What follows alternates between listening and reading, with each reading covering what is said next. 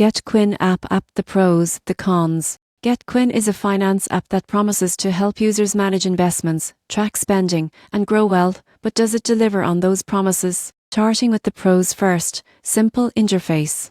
GetQuin is designed for beginners, making it easy to link accounts, monitor balances, and track investments in one place. Second, goal-based tracking. The app allows users to set financial goals like saving for a vacation or retirement, and visually track progress. Third, educational insights. GetQuin provides tips and guidance on smart investing and saving habits, helping users make informed decisions. Now, the cons.